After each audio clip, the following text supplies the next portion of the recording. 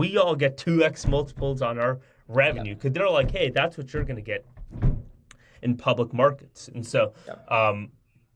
it's you have to get the right investors, right? Because like now Mm. you look at a firm and the firm's trading at 20x revenue multiples, like Yeah. close to, right? And a firm is just no different than stuff. They are a lending company at nature. Klarna, they're trading. Well, they haven't officially announced the IPO price, but like they're going to Yeah. trade at like a healthy revenue multiple. And so you need the right investors.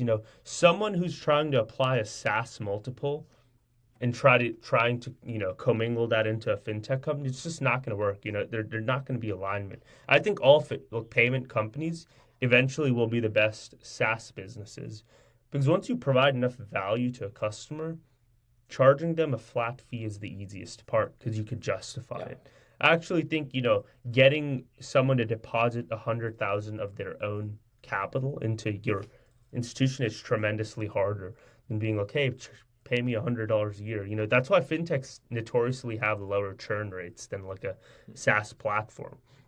And so, look, all of this to say, it was really hard because the interest rates were really high, and so investors and we are like at heart, we do have a capital market side of this business where we have to raise debt because we are a credit card that's unsecured, and so we're extending capital. And so like investors don't love debt companies. But I think great businesses that show strong product market fit are undeniable. And we were just growing. Like we got to $1 million of revenue within 90 days of launching. And so Wow.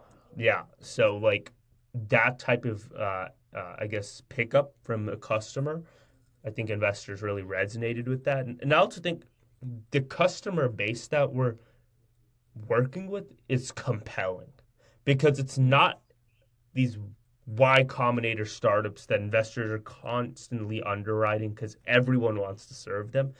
It's this pharmacy owner who's making $8 million in a town of 500 people, and they've just never seen an audience like this, and they're like, "Wow, this is like incredible." And I think it's like when you look at customer bases, I think that's another important part equity investors do underwrite is what is your quality of customer?